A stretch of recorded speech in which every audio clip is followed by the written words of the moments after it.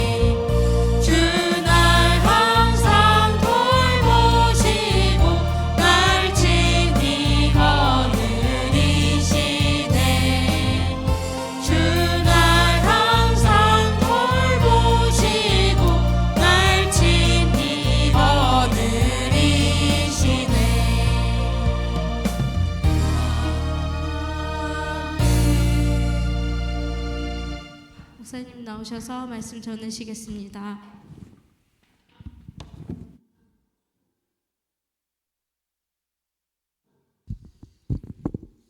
로마서 1장 11절로 17절 교독합니다. 내가 너희 보기를 간절히 원하는 것은 어떤 신령한 은사를 너희에게 나누어 주어 너희를 견고하게 하려 함이니,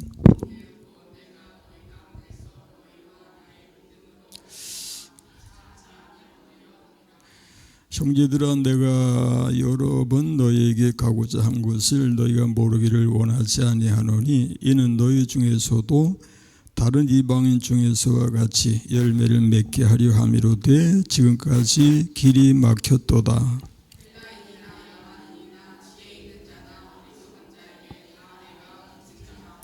그러므로 나는 할 수 있는 대로 로마에 있는 너희에게도 복음 전하기를 원하노라.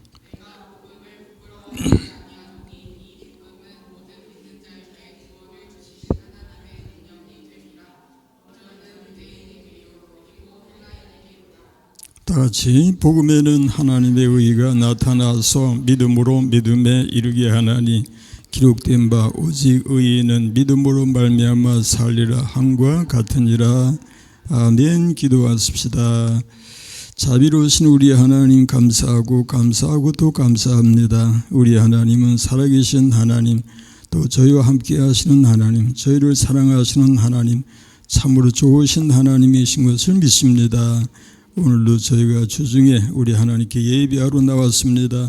우리 하나님의 성호를 찬미하고 주의 말씀을 묵상하며 하나님께 영광 돌리기를 원하오니 오직 성령께서 인도하여 주옵소서. 예수님의 이름으로 기도 올리옵나이다. 아멘. 아멘. 샬롬. 네, 오늘도 수요예배에 맞선 여러분 모쪼록 주의 은총으로 가득하시기를 축원합니다. 예, 말씀 또 암송을 하십시다. 그러므로 생명을 사랑하고 좋은 날 보기를 원하는 자는 저를 금하여 악한 말을 그치며 그 입술로 거짓을 말하지 말고 악에서 떠나 선을 행하고 화평을 구하며 그것을 따르라. 예, 좋습니다. 그리고 또 한 가지, 사랑하는 자들아, 너희를 연단하려고 오는 불시험을 이상한 일 당하는 것 같이 이상히 여기지 말고 오히려 너희가 그리스도의 고난에 참여하는 것으로 즐거워하라. 이는 그의 영광을 나타내실 때에 너희로 즐거워하고 기뻐하게 하려 함이라. 아멘. 예, 모든 사람에게 빚진 자라. 14절 말씀을 읽어보십시다. 예, 14절 헬라인이나 야만인이나 지혜 있는 자나 어리석은 자에게 다 내가 빚진 자라. 사도 바울이 이제 헬라인, 야만인, 지혜 있는 자, 어리석은 자, 모든 세상을 살아가는 모든 인생들에게 대하여 내가 빚진 자다, 그렇게 말씀하였는데, 빚진 자 이야기 중에 이제 1만 탈란트 탕감받은 종의 이야기 읽어보십시다. 마태복음 18장 22절부터 나오는 말씀 읽어보십시다. 그때에 마태복음 18장 뭔가 여기 잘못됐나? 그때 베드로가 나와 그때 베드로가 나와 이르되 주여 내 형제가 그렇게 나가는데 그거 좀 찾아봐야 되겠다. 그때에 베드로가 나와 이르되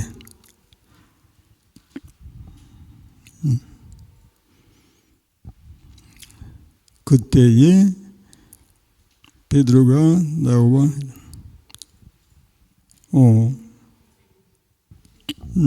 그게 맞는데 내기로는 7번뿐 아니라 7번을 7번까지라도 할지니라.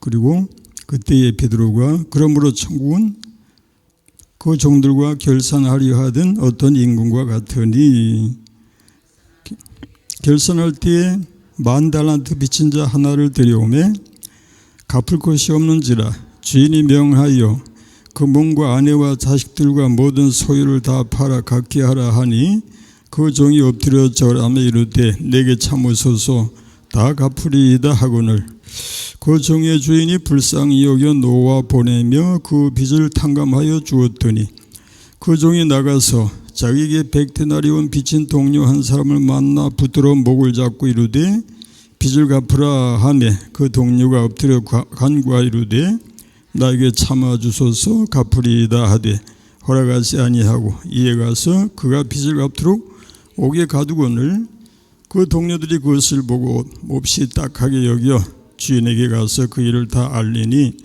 이에 주인이 그를 불러다가 말하되 악한 종아 내가 빌기에 내가 내 빚을 전부 탕감하여 주었거늘 내가 너를 불쌍히 여긴 것 같이 너도 내 동료를 불쌍히 여김이 마땅하지 아니하냐 하고 주인이 노하여 그 빚을 다 갚도록 그를 옥졸들에게 넘기니라.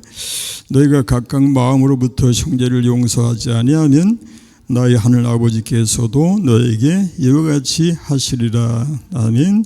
예, 우리가 잘 아는 말씀이죠. 1만 달란트 빚진 자가 이제 탕감을 그 주인으로부터 탕감을 받았어요. 예, 이것은 뭐 한마디로 말해서 어마어마한 액수를 이렇게 탕감을 받았다. 이건 정말 대단한 일이죠. 근데 이제 문제는 자기는 그만큼 이제 엄청난 그런 빚을 탕감받고 나서 자기에게 빚진 자가 있었는데 자기 동료가 액수가 100데나리온이라고 했어요. 100데나리온 빚진 자를 잡아서 빚을 갚지 않는다고 감옥에 집어넣었다 그런 얘기가 되는데 말이 안 되는 얘기죠. 10,000달란트라면 얼마나 될까 계산해 보면 한 달란트가 6,000드라크마. 이 드라크마는 데나리온하고 같은 양으로 생각하시면 됩니다. 1드라크마 또는 1데나리온이 노동자의 1품삯이라고 계산을 합니다.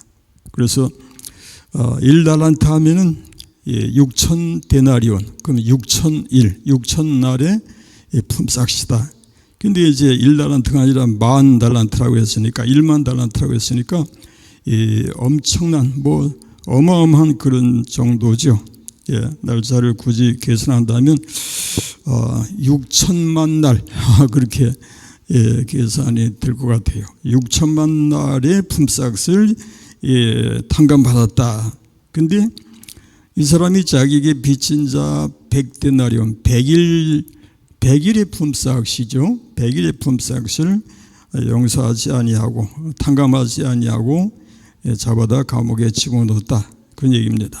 그래서 그 얘기를 이제 주변 사람들이 듣고서 그 주인에게 알렸더니 그 주인이 다시 불러다가 이제 책망을 하면서 감옥에다 집어넣었더라. 이제 그런 얘기가 되는데 이 얘기가 암시하는 바가 무엇인가? 그것은 그 어마어마한 빚을 탕감받은 그리스도인들, 우리 하나님의 백성들은 참 이 세상에서 돈으로 환산할 수 없는 어마어마한 옥도 아니고 조도 아니고 해 그 이상 아무리 얘기를 해도 소용이 없어요. 그 이상 가는 빚을 탕감받은 사람들이 우리 믿는 사람들인 것을 기억하시기 바랍니다. 우리는 하나님께로부터 그런 사랑의 빚을 탕감받았다는 것을 기억하십시다. 그래서 이런 탕감을 받은 자로서 우리에게 죄 지은 자를 용서하지 못한다면 어떻게 되겠느냐? 그런 면에서 이 말씀이 우리에게 교훈을 주고 있습니다. 누가복음 11장 4절 읽어보십시다. 누가복음 11장 4절 우리가 우리에게 죄 지은 모든 사람을 용서하오니 우리 죄도 사하여 주시옵고 우리를 시험에 들게 하지 마시옵소서. 이 주기도 속에 이제 나오는 말씀이고요. 우리가 우리에게 죄 지은 사람을 용서하오니 우리 죄도 사하여 주시옵고 골로새서 3장 13절 말씀에서 뭐라고 합니까? 누구에게 불만이 있거든 서로 용납하여 피차 용서하되 여기 중요한 것은 이제 주께서 너희를 용서하신 것 같이 너희도 그리하고. 우리 다시 한번 읽어보십시다. 따여보세요. 주께서 너희를 용서하신 것 같이 너희도 그리하고. 예, 우리가 주님께로부터 용서를 받은 것처럼 다른 사람에게도 용서를 줄 수 있는 우리가 되어야 한다. 본문의 말씀을 우리 아까 읽은 말씀 다시 읽어보면은 마태복음 18장의 말씀에 이에 주인이 그를 불러다가 말하되 악한 종아 네가 빌기에 내가 네 빚을 전부 탕감하여 주었거늘. 그리고 33절에 뭐라고 하는가 하면 내가 너를 불쌍히 여김과 같이 너도 내 동료를 불쌍히 여김이 마땅하지 아니하냐 그랬어요. 예, 내가 너희를 용서한 같이 너희도 내 동료를 용서하는 것이 마땅하지 아니하냐. 예, 우리 하나님이 우리 자신들에게 대해서도 얼마나 큰 빚을 탕감해 주셨는가, 또는 우리에게 얼마나 오래 참아 주셨는가를 아는 것이 은혜라고 할 수 있죠. 우리는 혹 이 세상을 이제 바라보면서 우리 하나님이 왜 저 악한 인생들을 빨리 심판하지 아니하시고 내버려 두시나, 그런 소리를 할 수 있어요. 세상에 고약한 인생들이 얼마나 많아요. 그런 사회 면에 이제 나오는 이야기들을 참 보면은 상상할 수 없는 그런 악한 인생들도 많이 있죠. 그러면 하나님이 저 인간들을 왜 빨리빨리 즉각 심판하시지 않고 그냥 내버려 두시나, 그런 얘기를 이제 한단 말이에요. 그러나 사실 우리가 깨달아야 할 것은 하나님이 악한 자들을 심판을 하신다면은 이 세상에 살아남을 사람이 하나도 없다, 그런 얘기. 그것이 우리 모두가 다 죄인이기에 죄를 다 심판하신다면은 살아남을 존재가 누가 있겠느냐, 그런 얘기예요. 그러니 우리는 악한 자를 가리켜서 왜 하나님이 저 악한 자를 왜 심판 안 하셔?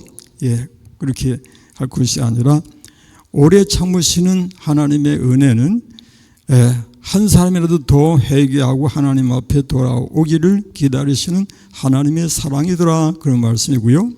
우리 자신도 하나님의 그 오래 참아주시는 사랑과 은총 때문에 살고 있다는 것을 기억하십시다. 그러므로 우리는 하나님 앞에 그저 나 같은 죄인이 우리 하나님께 은혜를 입은 것만 해도 감사하고 또 감사하는, 그래서 우리는 찬송과 영광을 하나님께 돌릴 수밖에 없는 것입니다. 하나님 앞에 늘 감사하는 우리가 되십시다. 오늘 본문을 통해서 복음을 위해서 생일을 바친 사도 바울의 그 복음 서역의 열정이 어떤 교훈을 주는가를 우리 찾아보십시다. 11절, 12절, 13절 읽어보십시다. 내가 너희 보기를 간절히 원하는 것은 어떤 신령한 원사를 너에게 나누어 주어 너희를 경고하게 하려 함이니 이는 곧 내가 너희 가운데서 너희와 나의 믿음으로 말미암아 피차 아니함을 얻으려 함이라. 형제들아, 내가 여러 번 너희에게 가고자 한 것을 너희가 모르기를 원하지 아니하노니 이는 너희 중에서도 다른 이방인 중에서 같이 열매를 맺게 하려 함이로되 지금까지 길이 막혔도다. 여기 보면은 사도 바울이 이제 로마에 가기를 간절히 원했어요. 그 원하는 목적이 자기 돈을 벌려고 하는 것도 아니고 자기 어떤 개인적인 유익을 위해서 가기를 원하는 것도 아니고, 여기 보면 너에게 어떤 신령한 은사를 나누어 주고 싶다, 그런 얘기가 나오고 피차 아니함을 얻으려 함이라 그랬고, 또 너희 중에서 다른 이방인 중에서 같이 열매를 맺게 하려 함이라. 모두 다 선한 목적을 위해서 로마에 가기를 원했던 사도 바울에게 하나님은 왜 길이 막히게 하셨는가, 그런 말씀이에요. 이런 때 바울 자신도 내가 내 자신의 유익을 위해서가 아니라 하나님의 영광을 위해서 로마에 가기를 간절히 사모하는데, 이렇게 내가 가고자 해도 길이 자꾸만 막히는 이유가 무엇인가, 그런 의문을 가질 수가 있다는 얘기죠. 그런데 이 길이 막혔다고 하는 것은 하나님은 때때로 성도들이 그 옳은 길이라 할지라도 막히게 하시는 그런 역사가 있다는 것을 여기서 이제 가르쳐 주고요. 그러나 그런 상황에서 우리가 깨달아야 할 것이 뭔가 하면은 아무리 내가 옳게 여겨진다 할지라도 결국에 가서는 나하고 하나님하고 어느 쪽이 옳으냐라고 얘기한다면, 말한다면 뭐 말할 것도 없이 하나님이 옳지요. 하나님이 옳다 맞으면 아멘. 그럼 하나님이 옳으시거든. 또 나의 판단과 하나님의 판단과 어느 쪽이 더 옳겠는가 라고 한다면 역시 하나님의 판단이 옳다. 내가 생각하기에는 이것이 옳은 것 같고 이것이 선한 것 같은데 하나님이 아니라고 하시면 아닌 것이 맞다 맞으면 하면, 그런 이렇게 우리는 하나님의 뜻이, 하나님의 생각이, 하나님의 판단이 나의 판단이나 생각보다 더 옳다라는 것을 인정하는 것이 우리의 겸손이 될 줄로 믿으시기 바랍니다. 잠언서 16장 9절에 뭐라고 하는가 하니까, 사람이 마음으로 자기의 길을 계획할지라도 그의 걸음을 인도하시는 이는 여호와시니라. 이게 조금 전에 이제 사도 바울이 자기의 길을 계획을 했는데, 로마로 가기를 원했는데 하나님이 막으시기도 하시며, 그것은 하나님이 결국에 이제 그 걸음을 인도하신다는 얘기죠. 막기도 하시고 이끌어가기도 하시고 하나님의 선한 뜻으로 인도해 주신다, 그런 말씀이에요. 왜 그런가 하니까 이사야 55장 8절에서 이렇게 얘기합니다. 이는 내 생각이 너의 생각과 다르며 내 길은 너의 길과 다름이니라 그랬어요. 내 생각과 너의 생각은 다르다. 다르죠. 우리 하나님의 생각, 하나님의 길, 하나님의 계획하시는 것과 우리 인생 피조물된 우리들이 생각하는 거, 행동하는 거, 계획하는 거, 모든 것은 하나님의 생각에 미칠 수 없는 그런 것이면 우리는 기본적으로 인정을 하지요. 다를 수밖에 없는데, 그래서 우리는 하나님 앞에 수시로 뭘 구합니까? 하나님 나에게 지혜를 허락해 주셔서 하나님의 선하시고 기뻐하시고 온전하신 뜻이 무엇인지 분별하게 하옵소서. 우리 계속 기도해야 되겠죠. 시편 119편 13절 말씀해 보니까, 여호와여 주는 의로우시고 주의 판단은 옳으니이다. 이게 시편 기자가 참 올바로 이제 분명하게 고백을 해요. 여호와여 주는 의로우시고, 우리 하나님 언제나 옳으시죠. 그리고 주의 판단은 옳으니이다. 주님이 판단하시는 것이 옳습니다. 주님이 행하시는 모든 것이 옳습니다 라고 고백을 하십시다. 그것은 나에 대한 하나님의 그 판단이라든지 나에 대한 하나님의 그 모든 계획과 역사도 옳으실 수밖에 없어요. 그런데 우리 입장에서는 하나님 왜 이렇게 하시나요? 나에게 왜 이렇게 이렇게 섭섭하게 내 기도를 빨리 안 들어주시고 나를 힘들게 하시나요? 라고 이제 할 수 있잖아요. 그러나 우리 하나님이 인자하시지 않아서도 아니고 사랑이 없으셔도 아니고 우리 하나님의 판단이 잘못돼서도 아니고, 우리 하나님은 언제나 옳으시다는 것과 또 하나님은 우리를 여전히 사랑하신다는 것을 잊지 마십시다. 하나님은 사랑이시다. 아멘. 나를 향한 하나님의 사랑은 절대적인 사랑인 것을 기억하십시다. 시 51편 3절 이하에서 시편 기자가 뭐라고 고백을 하는가 읽어보십시다. 물은 나는 내 죄가를 아오니 내 죄가 항상 내 앞에 있나이다. 내가 주께만 범죄하여 주의 목전에 악을 행하여 싸우니 주께서 말씀하실 때 의로우시다 하고 주께서 심판하실 때에 순전하시다 하리다. 물론 이제 다윗은 자기가 죄를 지었으니까 이제 이런 고백을 하게 되는데, 어쨌든지 간에 주님이 말씀하시는 것은 다 의로우시다 하고 주님이 심판하시는 것도 순전하시다, 다 옳다는 얘기예요. 하나님이 하시는 일이 다 옳으심을 내가 믿습니다라고 고백하였더라, 그런 말씀이죠. 예수님께서도 심지어 이제 기도하실 때에 게스마네 동산에서 그런 기도하시죠. 아버지요, 할만하시거든 이 잔을 내게서 옮기시옵소서. 그 다음에 뭐라 그랬어요? 그러나 나의 원대로 마옵시고 아버지의 원대로 하옵소서. 이게 이제 우리 주님께서 정말 최고의 기도의 모본을 우리에게 보여주셨다라고 할 수 있는 겁니다. 그래서 이런 사실을 인정하는 우리 하나님의 성도는 찬송을 할지라도 이렇게 합니다. 내 주여 뜻대로 행하시옵소서. 온 몸과 영혼을 다 주께 드리니 이 세상 고락한 주 인도하시고 날 주관하셔서 뜻대로 하소서. 내 주여 뜻대로 내 주여 뜻대로 행하시옵소서. 큰 근심 중에도 낙심케 마소서. 주님 뜻대로는 울기도 하셨네. 날 주관하셔서 뜻대로 하소서. 그만 이어서 14절 말씀 읽어보십시다.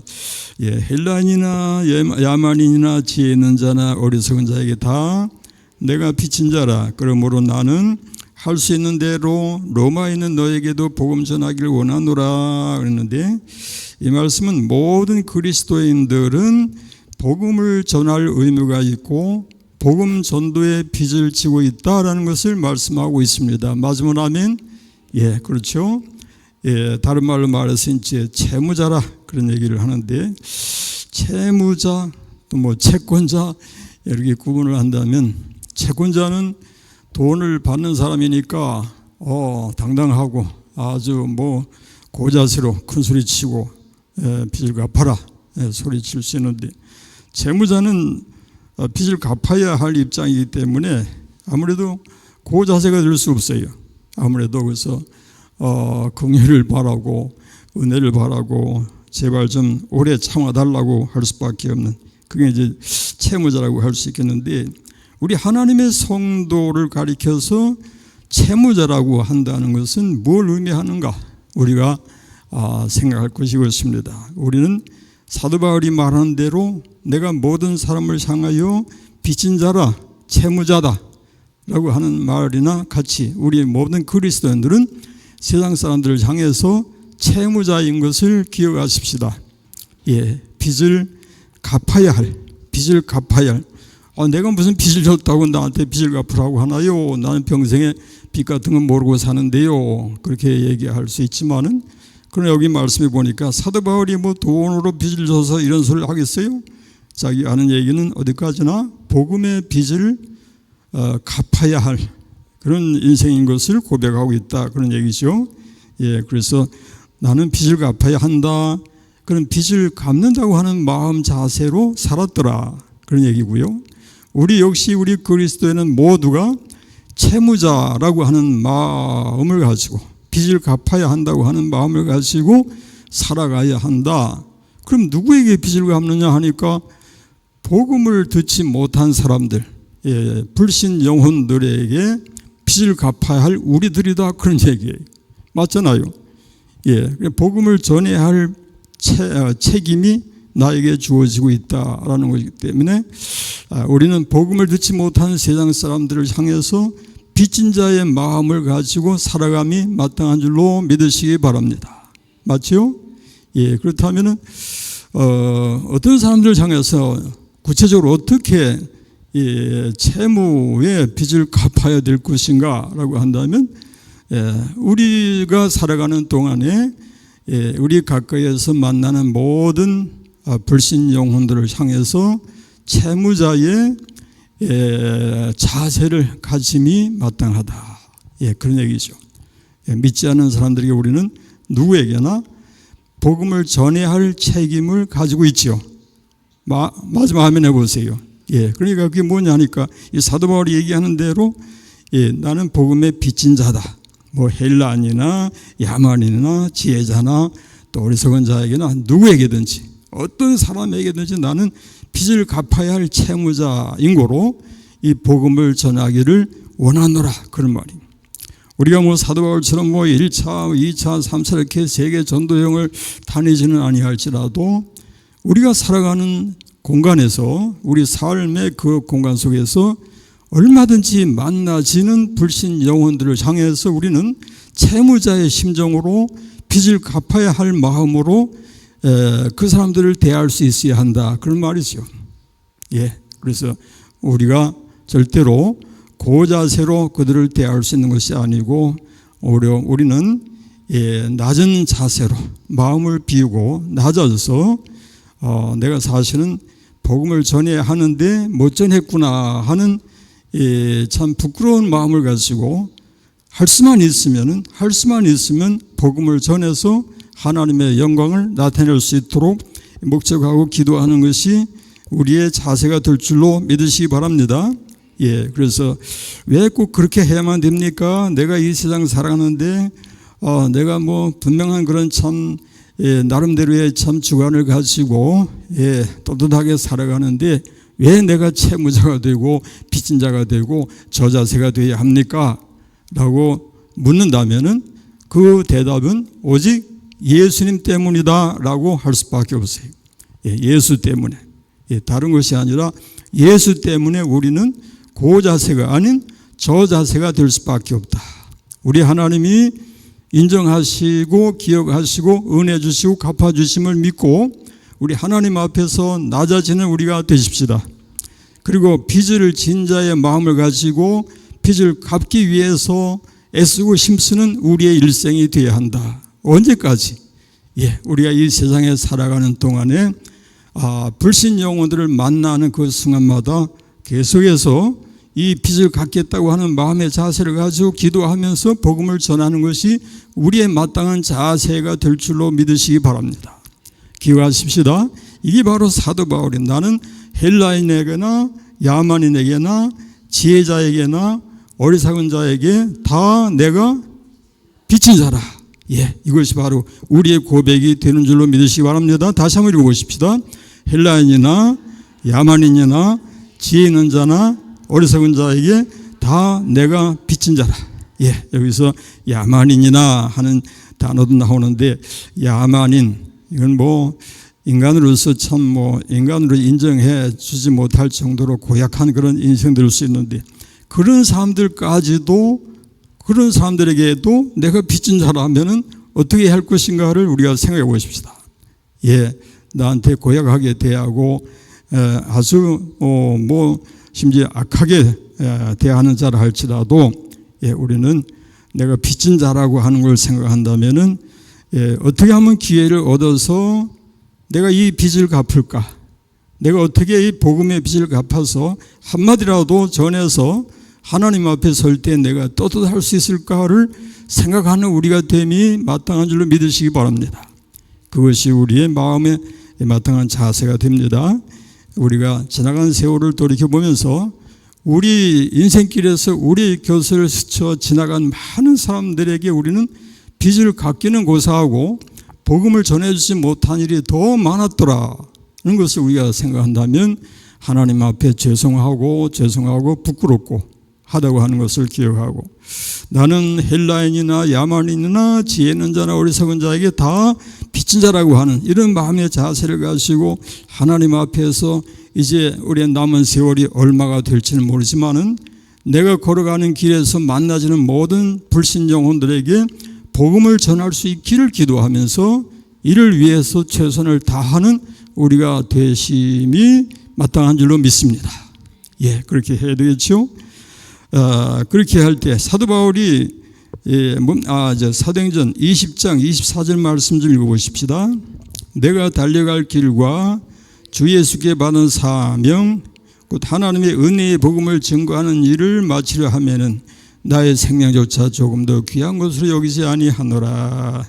이렇게 어떤 상황에서도 사도 바울은 오직 복음을 위해서 복음을 목적하고 복음 증거를 최선으로 여기고 달려가는 삶을 살았더라는 얘기입니다. 그래서 16절 본문에 뭐라고 합니까? 내가 복음을 부끄러워하지 아니하노니 이 복음은 모든 믿는 자에게 구원을 주시는 하나님의 능력이 됨이라. 유대인에게요 헬라인에게로다. 사도 바울은 복음을 부끄러워하지 않는다라고 했습니다.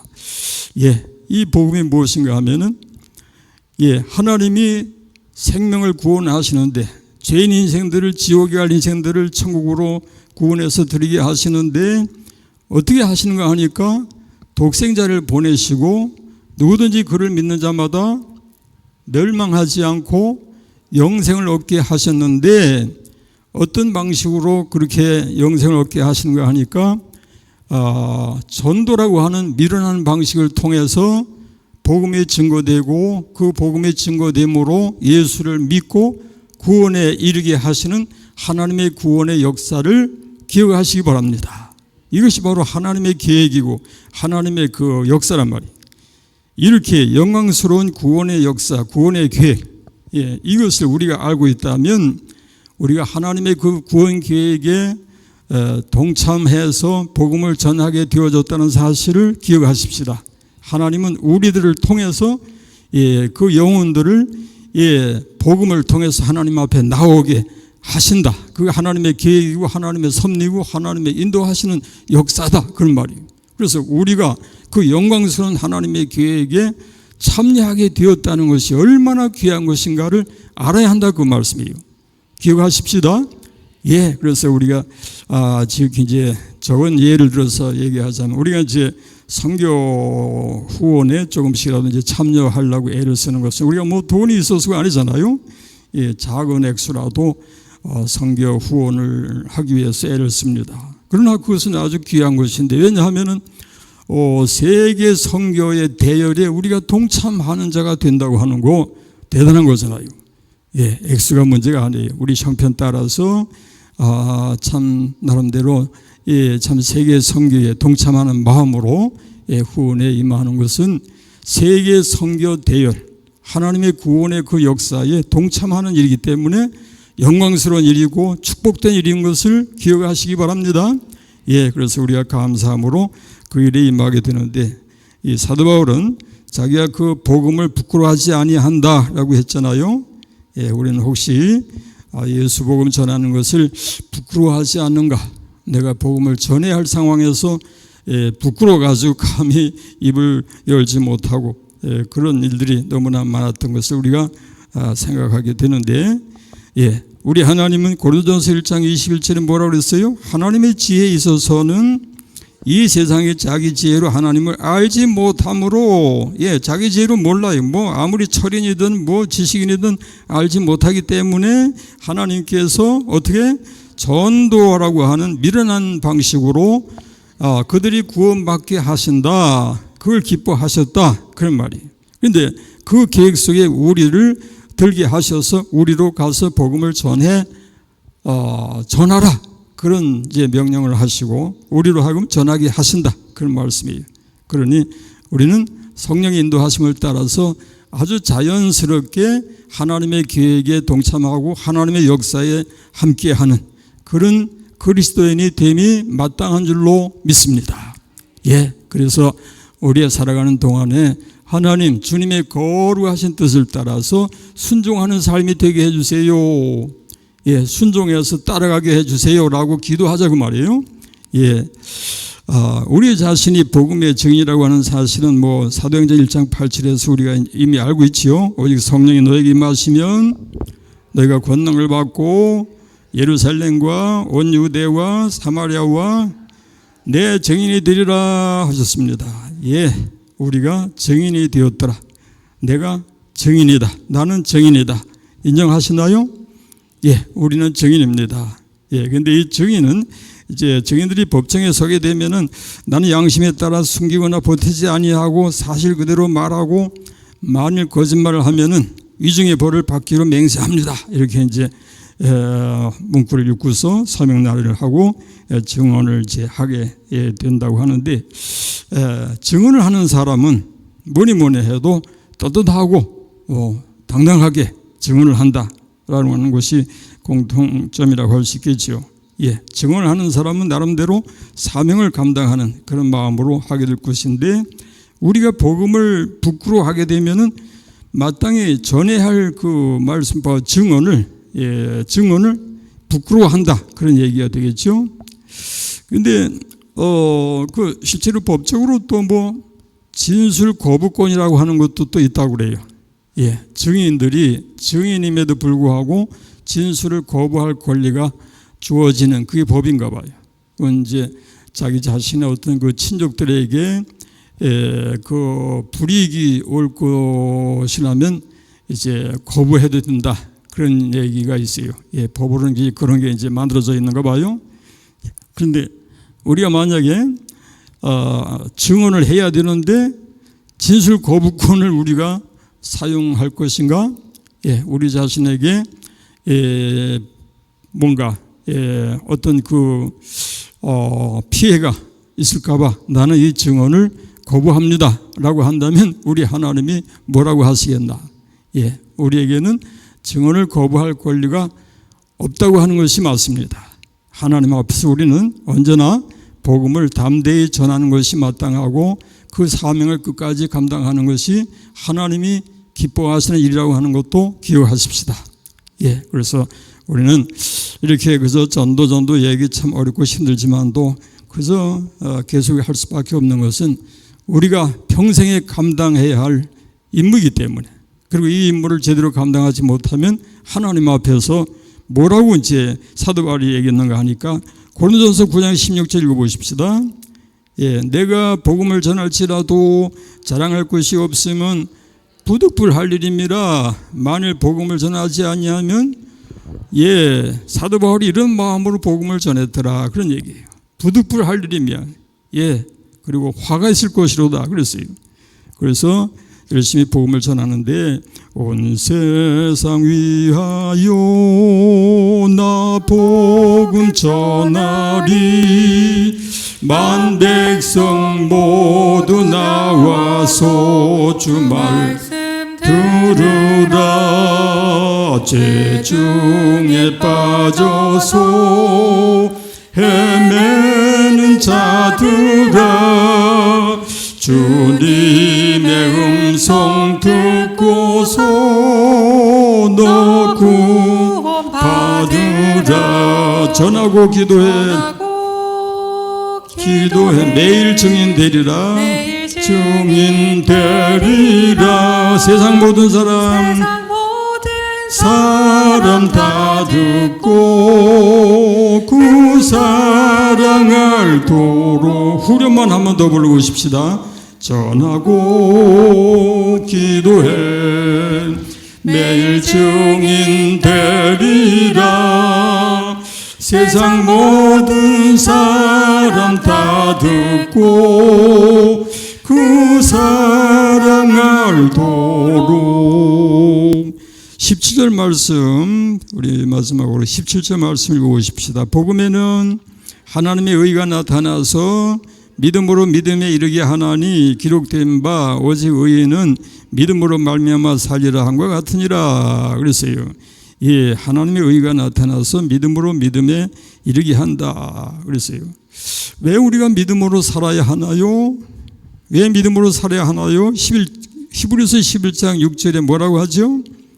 히브리서 11장 6절에 믿음이 없이는 하나님을 기쁘시게 하지 못하나니 하나님께 나가는 자는 반드시 그가 계신 것과 또한 그가 자기를 찾는 자들에게 상 주신 이심을 믿어야 할지니라. 7절 믿음으로 노아는 아직 보이지 않는 일에 경고하심을 받아 경외함으로 방주를 준비하여 그 집을 구원하였으니 이런 말미암아 세상을 정죄하고 믿음을 따르는 의의 상속자가 되었느니라.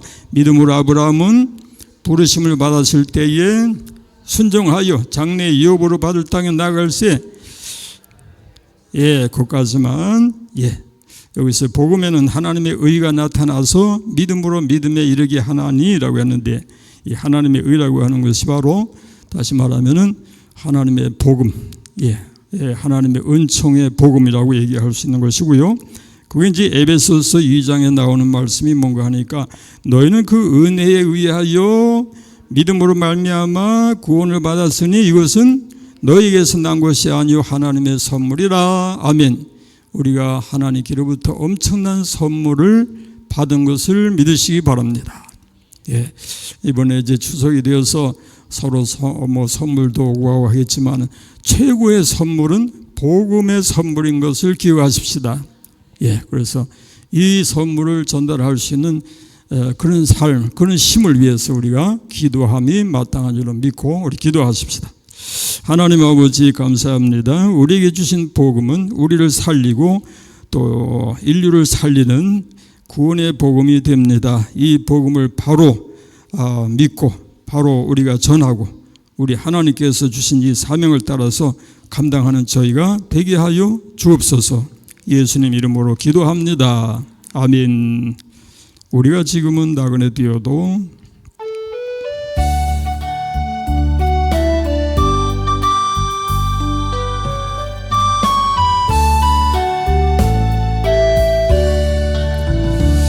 우리가 지금은 나그네 되어도 화려한 천국에 모자라 가리니 세상 있을 때 주 예수 위하여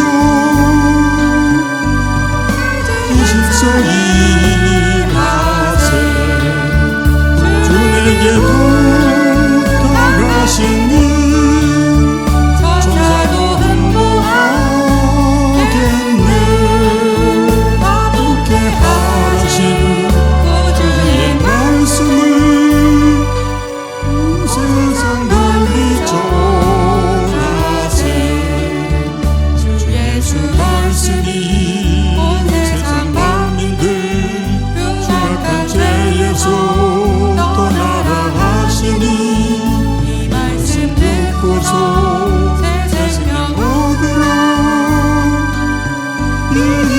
소식 전하세.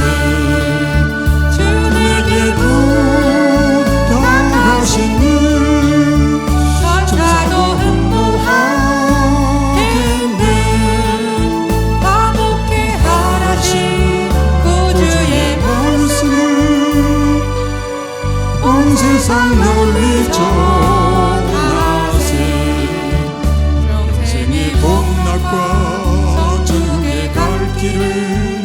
만백성 알도록 나가서 전하세. 주 예수 말씀이 이 복음 전하라. 우리에게 부탁하셨네. 주 내게도 다가시니 천사도 흠모하겠네. 화목해 하신 구주의 말씀을 온 세상 널리 전하세. 예, 추석 명절을 며칠 앞두고 있어요. 우리가 추석 명절을 무시해서도 안 되고 또 명절을 그냥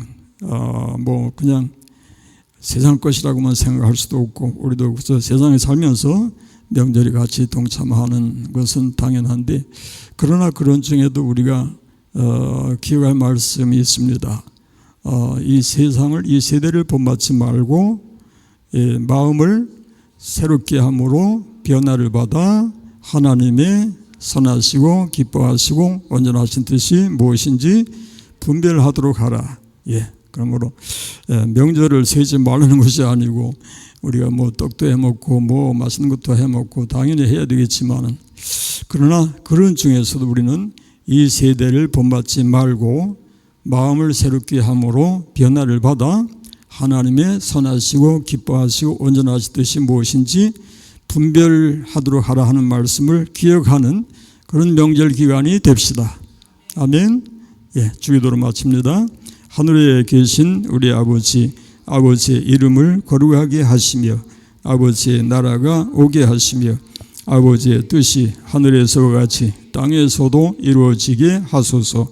오늘 우리에게 일용할 양식을 주시고 우리가 우리에게 잘못한 사람을 용서하여 준 것 같이 우리의 죄를 용서하여 주시고 우리를 시험에 빠지지 않게 하시고 악에서 구하소서.